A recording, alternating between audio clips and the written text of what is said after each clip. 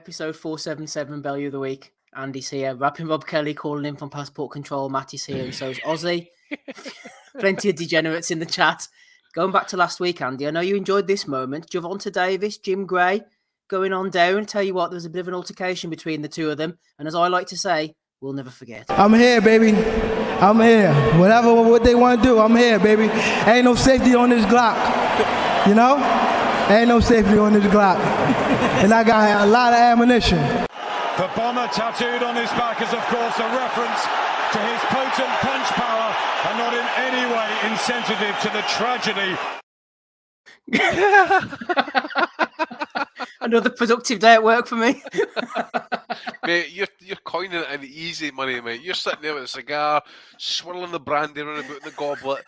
You're actually having fun of life, mate. Absolutely great life you have. Fucking brilliant.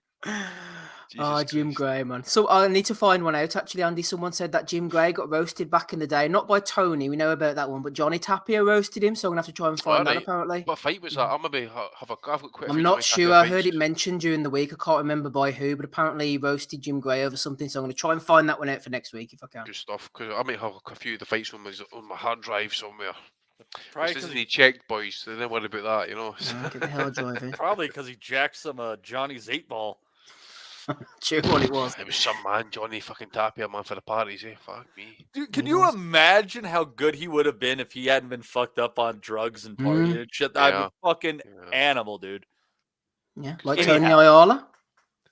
Yeah, Tony Ayala's another one, mate. He was fucking absolutely roasted a boy in that. Fucking belief to have fought absolutely high on heroin for the best part of his pro career. Unbelievable. That's right. He was on the verge of fighting, who was it? Davy Moore? And then they couldn't get the fight because he ended up doing the rape charge, and then fucking Roberto Duran stepped in and fucked up Moore beyond belief. Right. Just shows you how fucking opportunities can arise like that, you know? And just another example of why you shouldn't rape. Yeah. Of course, aye. I mean, no disrespect to any rapists out there, but I mean, it has to be said, Matty, I suppose. Yeah, don't rape. For anyone that's listening, that's don't good rape. Advice when you think about it. That's good advice. Solid advice. We're here to be productive members of society and provide a positive atmosphere for all. And we're here to tell the listeners not to rape. This is weird. It is weird. It's not going to get any better, I'm afraid. Just the order of the Bellew of the Weeks, but here we go. Gaz Kia Davis has been celebrating Ebbs this week. He says, we were once supporters, followers, sharers, retweeters, and you now have brothers, sisters, family, and best friends. You're not alone. The environment has changed. The goals have got bigger, and they remain the same. Believe, achieve. We're with you, Ebony. #family. #UK. Hearts. Kisses. I'm quite concerned about this guy. He's like Stacey Smith level danger. Yeah, she's moving to the UK. She's going to end up in his fucking basement without a doubt, because I fucking worry. I mean, what the hell is this message about? This guy's married, he's got kids, and he's like bowing down to some fucking Australian boxer that he's met ultimately through Twitter, and he's got God knows what sort of fantasies about her, but I don't know. But this guy, I tell you, if you send him on a Crime Watch Wanted board, it's not going to be for money laundering, is it? Likewise to his pal Stacey as well. Mate, it's going to be for fucking kidnap. He was stuffing those drawers, I bet you, before he goes to bed at night. Absolutely, yeah. 100%. This guy... Sniffing bras, knickers, anything bridges. This guy, Ebbs, Big Daddy Brown in a 3-way. Make it happen. That's a sight to behold. Dangerous. He's not the only one, boys. He's not the only one. Lee the bald guy. My fan club will love this one. Please, people, give Ebony Bridges some hate. Funny thing is, 90% of you work a 9 till 5. And although I'm sure has its stresses, you've got no idea the amount of hard work she puts in, stresses that come with it. You'd all crumble under the pressure. 100%. #boxing. So, see, she's moved herself full time to the UK now, apparently, as well. They're fucking losers. They're absolute losers. I mean, A refers to himself as Lee the bald guy. I mean, who does that? What's that? Andy the bald guy. Yeah. And then he puts, my fan club will love this one. So he actually enjoys the basically the pervy comments and being called a nonce and a paedophile and a fucking all sorts. Just to clarify, you're not talking about Andy the bald guy on the podcast, by the way. Okay, that's not me you're talking about, right? Just to make that absolutely clear to everybody. Sorry, I'm stating that it's like you going, I'm referring to yourself as Andy the bald guy, like this weirdo Lee the bald guy, and then I mean, the praising her for all this, like all the stress that she does. She was begging on Twitter a few days ago, trying to get a fucking car given to her. I mean, honestly, the weirdos, they've got this fantasy that, they think they'll end up jumping into bed with her. Far fucking from it. Absolutely no chance. But ultimately, these are the losers that paid 25 quid for fucking, if she stuck her sweaty socks on some sort of platform, these would be buying it. Well, Oz, it's funny. Like, so she needed money for a car. Like, it's crazy. So here she is suffering for the thing that she loves, and much to go back to the comparison that Gad made between her and Ali. I remember a time when Ali once had to suffer for what he loved too. So these parallels they just continue. That's a good point. Yeah, I tell you, there's plenty for them to spend their money on anyway, because Paul Rafter, he sent this in to me. Ebony loves meeting her fans, and he's excited for July the 15th. Here we are, the prices. We've got the bronze, £42, includes a photo and meet and greet with Ebbs. The silver, £62, photo, meet and greet, and a limited edition photo frame. And the gold, £120, only 30 available, includes photo, extended meet and greet, extended, it'd be extended all right, limited edition photo frame, beat the queues, priority access, and a VIP meal with Ebony before the show. Oh, extended tells me by that 4 inches. One of these freaks will have 2 meals with Ebony, and the last one won't be good. Fucking perverse. Oh, anyway, let's move on from Ebbs. That's enough. That's enough of her for this evening. Ricky Graville sent this one in. Leonard Ellaby going in on Eddie Hearn. Before we play the clip, actually, Andy, you sent me one of Eddie this week going in on Leonard. So let's have a listen to this first of all before we play Leonard's response. I've always said, I don't have a problem with Leonard. I want to, I think we should look to cheer him up a little bit, and maybe even sing him a song. I don't know, What song? I don't know, something like "Ain't no sunshine when Tank's gone. Feel the pain when he goes away. Ain't no sunshine when Tank's gone. Oh, Leonard Ellaby, why you so obsessed with me?" Something like that. Not the worst Bill Withers ever. That's actually good stuff from Eddie. The worst Bill Withers ever. It's actually very, very good, I must admit. But see, at the same time, see me dropping that shit, right? No wonder maybe there's any business with him. Right? I said it to you guys during the WhatsApp chat during the week there. No wonder he can't get big fights made in America. He goes out his road to antagonise, to bitch, to demean, and just outright verbally try and make himself look better than it. But I mean, he was saying to Leonard Ellaby there last week about what I was saying is, nobody knows who you are. I am, people know me or that type of shit. And I'm like, Eddie, you're just a promoter. Fucking let the fighters fight. But he can't help himself. But we'll hear Uncle Leonard's response, no doubt, very soon. He did that, as Ben says, he practiced that all night long. He's even had that in his Rolodex somewhere, fucking ready to get pulled out. He's had that on fucking redial. Don't you worry about that. Just wait for Ellerby to come back with another Bill Withers, given that all of these fighters use Eddie and then they evacuate as soon as they have a chance to make money, Gonna keep on using me until you use me up. I'll bring up Eddie later on in that, because DeBella had a go at him as well for the Cambosos talk as well. So Eddie, he's getting it tough, especially from Len. Now, Len wasn't singing, but he was getting stuck in. This is the kind of content I'm interested in now from old Ellaby. You haven't made no big fights yet, and as it relates to his knowledge of understanding how to match fights, look what he did to Anthony Joshua. I feel really bad. Joshua's a nice young man, and I think he's a terrific fighter. But here it is. There's no promoter that would put their fighter, as big as Anthony Joshua is overseas, put him in with Andy Ruiz. And 3 weeks notice. Who does that? You know, you completely have, excuse my French, fucked up Anthony Joshua's career. You kind of done the same thing with Canelo, and this is why. Because when you look at Canelo, and if we're honest, when you look at Canelo was a much bigger fighter than he was when he signed to that app that nobody watches. You know, his numbers have gone down drastically. If you look at his last pay-per-view fight just recently with Bivol, it was trash.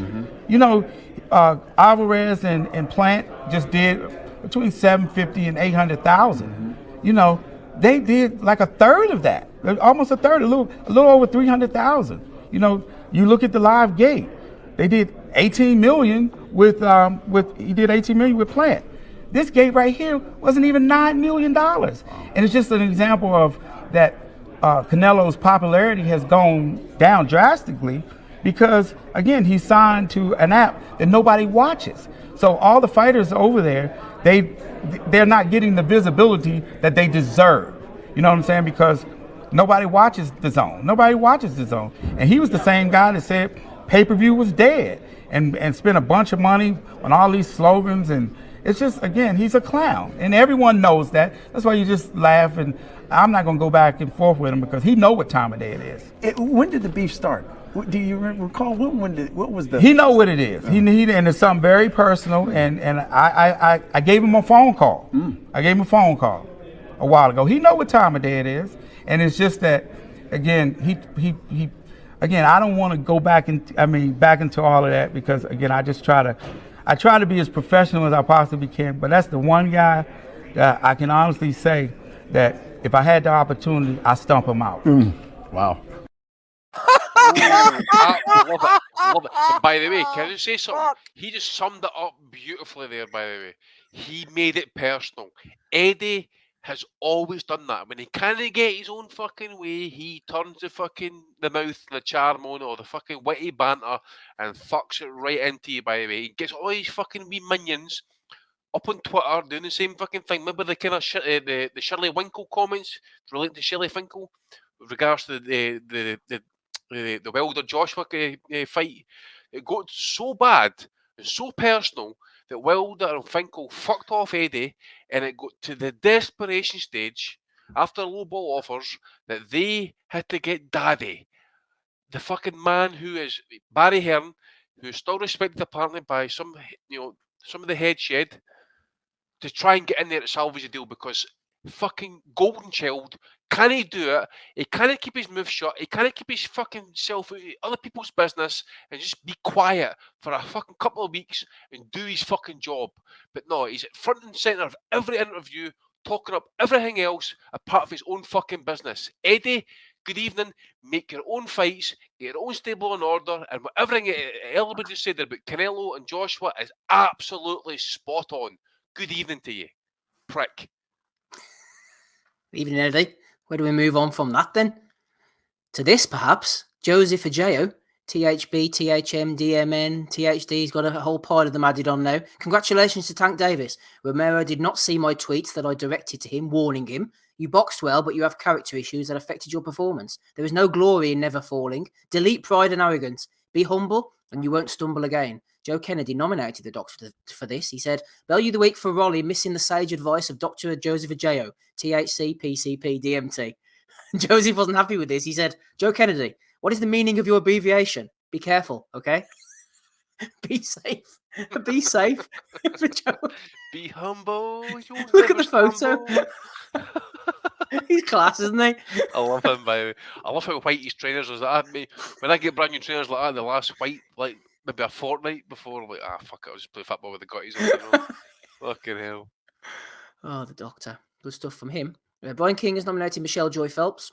If anyone lives in Nevada and wants to go to this with me, please let me know. This would be fun and great material for my podcast. Zach Bagan's The Haunted Museum, downtown Las Vegas. Late night flashlight ghost tour experience. You better bring the flashlights with you. Is this what she's putting on OnlyFans, is it? I don't know. Jesus Christ. Put the willies up, I'd say. Well, I was going to say, do you think she put the willies up her for the OnlyFans page, you think, mate? Ebbs is missing a trick, Andy. She needs to get into this scene. Well, mate, she's going to be on there shortly, without doubt. Oh, I'm trying to get on there. Here she is again. There's chicks fucking paying off their mortgages in fucking 2 weeks. What the fuck am I doing wrong here? You know? Yeah. Announcement, she says, after years of dedicated content creation and extensive research on subscription-based platforms, I'm taking the plunge. I'm joining the largest and fastest growing platform for savvy creators of all categories. It's official. I'm joining OnlyFans. T-minus 12 months and counting for cooter shots. There we are. There's Michelle. She's looking forward to it. Right, let's move on from that, shall we? That insanity. Onto this insanity in the ring Sunday in Gauteng, South Africa. This isn't the one where the guy got all confused. I wasn't able to cut that in time. It's a bit unsettling, to be honest with you. So we'll maybe leave that at Bellew of the week. Jeff Magagane, 15-5, wins a rematch with Sith Sembizo Maduna, 10-3. Magagane celebrates after the 10th. And as Sith Sembizo's trainer, Michael Sidane, enters the ring, words are exchanged and Sidane lets his hands go. Well, I've managed to cut that one for you, so let's have a look at the action here. To spend no matter about 2 minutes without having thrown a punch because you are well ahead on point. Even Jeff's face does not show that he's been in this ring for 10 rounds. I'm not sure it's only for now. It fell as well. Ditebele tsena tsa ina le yona ya featherweight mo teng Sthepiso Maduna a ne nkana jwalo le Jeff Makakane mme ha jwale re tlo utlwa hore na ho bile boima ho loka eta box.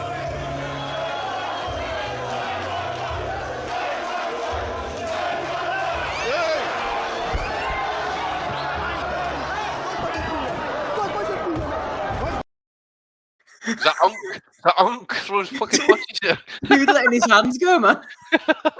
I tell you what, a snide. He waited till he was in proper punching distance and let the hands go away. What a prick. I know. Oh, it's Unk, all right. James the Hammer Butler territory there, getting stuck into the poor fella. What was with the Omar Figueroa move at the end? Fucking putting his fucking left hand up on the right side of his face while he's punching with his right hand. No wonder his fighter fucking lost. Jesus Christ. Good job, Unk. How to trade South Africa. Continue with the South African theme. He says, Silent Belly of the week. Remember the whole Porky stomach ulcer story? I reckon that was a David Diamante. Porky went off for liposuction at Cosmetic Beach, Turkey. Well, thanks for that, How to Trade. Throwing in that one there. A bit of Diamante does no harm to us. Eddie Hearn asked which is the bigger fight out of Canelo Alvarez versus Gennady Golovkin or Errol Spence versus Terence Crawford. He says, Canelo versus Triple G by an absolute mile. Spence versus Crawford is a great fight for boxing, but anyone with a brain knows the answer to that question. Arsenal, Mercurial 1 has nominated it. Also, Andy, the conversation continued with Better Q against Ring Licker in Chief. Everything Boxing. Everything Boxing thinks it's certainly, Andy. You'll be surprised to hear this. Triple G against Canelo.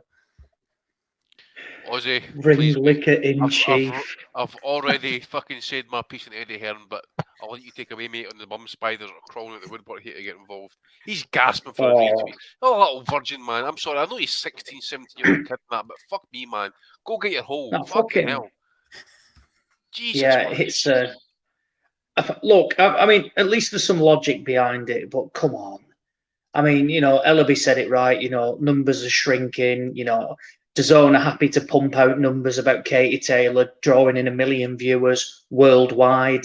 But then when it comes to the first pay-per-view buys, radio silence. Final few. Cordina, what a KO from Cordina, says Jim Ball. Chat perfect. Still got to be a Bellew of the week for that Conor Ben post-fight comment. Apparently, what did he say, actually? I think he said Ben's the most explosive puncher in world boxing or something along those lines. Someone clarified it for me because I didn't hear it either. Andy. I was expecting Ben to be on there, you know, sitting there with his fucking, you know, legs spread, his balls hanging out, you know, just like delousing himself, talking angry, calling out some fucking dead body he's going to fight next, like Adrian Broner, for example. But that never happened. I was really disappointed. But we've got a legend in his place, Sir Joe of Kilzaggy. So to see the fucking Welsh Dragon was in attendance. The greatest British boxer of all time. Can I just say something? The Welsh national anthem gets me a hard-on, by the way. I fucking love it. Andy, it's a shame they didn't have Cleverly on there, man. Imagine the joy he would have brought to the panel. Can you imagine? Well, you're reading your passage for the Bible, just fucking smoking a big massive Moroccan woodbine. You know, I've never the cock out, the Bible out, all in one go. I've never paid attention to the Welsh anthem. What is it? It's like about coal and sheep. Mate. Land of Our Fathers, mate. No, listen. Oh, is that what they were playing? I thought it was like Bread of Heaven or something. I can sing half of it. I've last time tried to learn it. I've tried to learn it. I fucking love it, man. There was a time I remember. Digress very briefly, but football game, Matty. It got played. The fans who were singing it were out of tune with the actual song on the tannoy, so the MC cut off the tune and let the fans bring it home. It was epic, mate. Absolutely fucking epic. When you let the fans bring it home, just give them a few bars, let them fucking sing their hearts out. It was tremendous. Yeah, they know how to have a good time in Wales, it seems. Head down there next month. Final one, apart from a video that I have, Dominic Henry nominating Eddie. I would say Bivol is a big favourite against Beterbiev, says Eddie. Yes, no doubt he would say that, old Eduardo. And the final one I have here is, tell you what, if Eddie's looking for some content on DAZN, he could do worse. He loves these women fights. Chicks would definitely dig these two Nigerian heavyweights. Get them on DAZN ASAP, I say.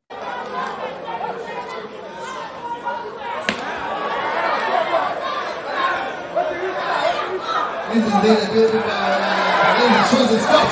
What man can do, a woman can do much more better. And she's a pop right here this tonight. She's showing so much firepower. Welcome to tonight. Glad to turn up on the steps of the East Boxing promotion.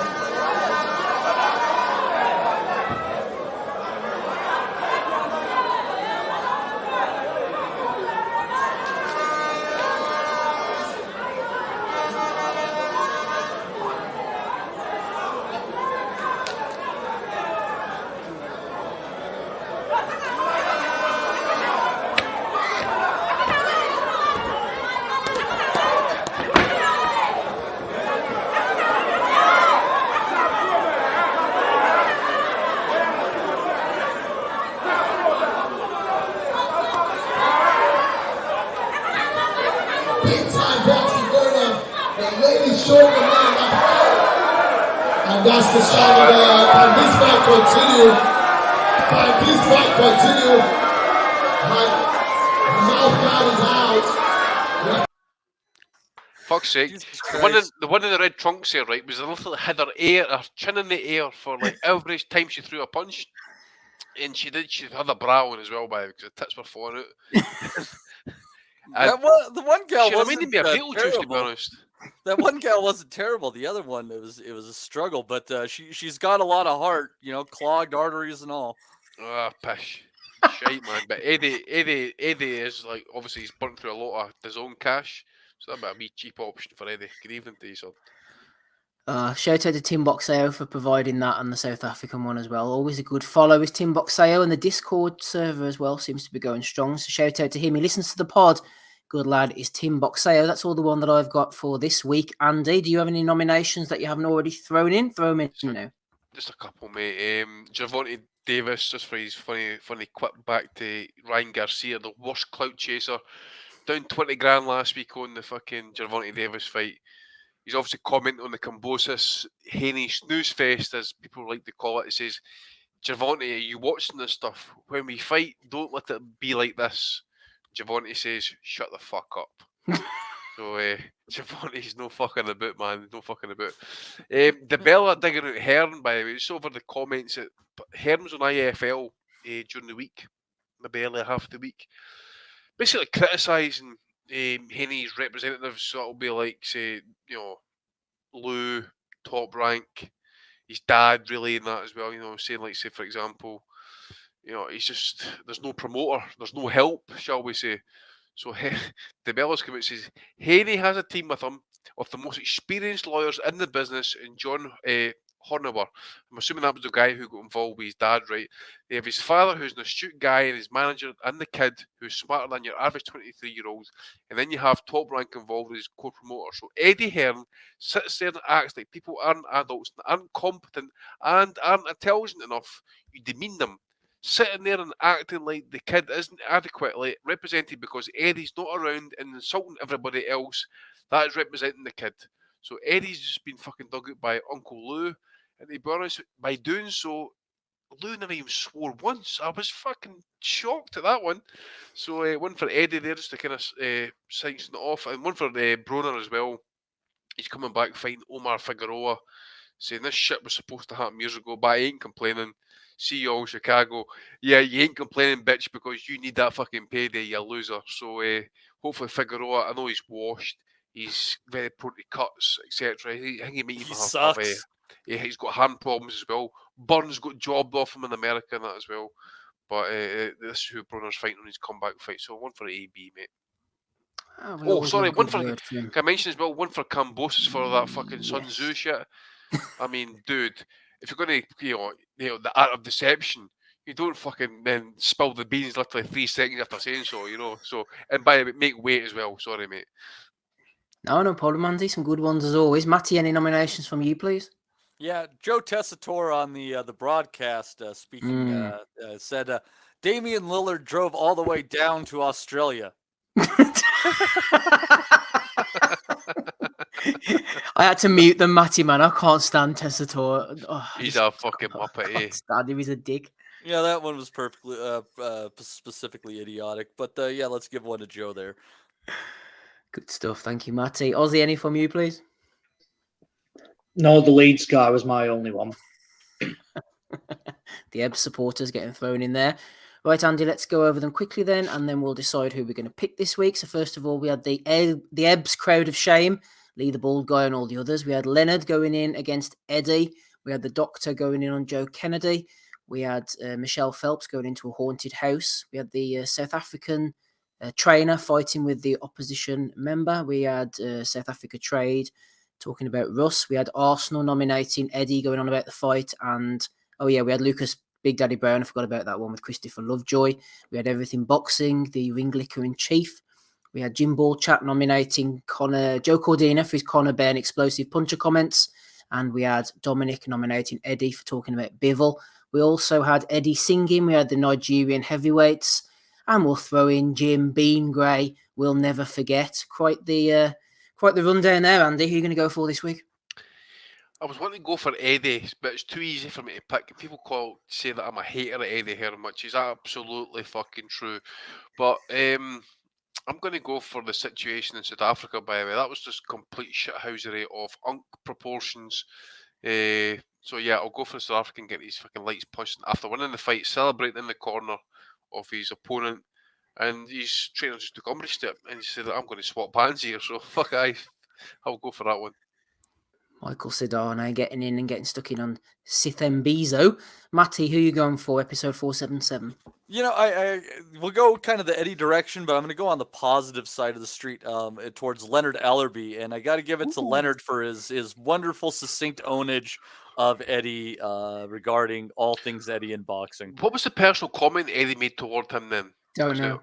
I would love to find out if it's enough for you to phone him and say, listen, dude, come on.